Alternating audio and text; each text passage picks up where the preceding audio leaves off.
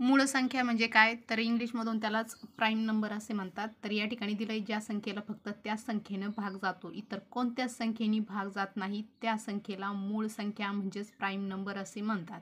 1 ते 100 दरम्यान 25 मूळ संख्या आहेत.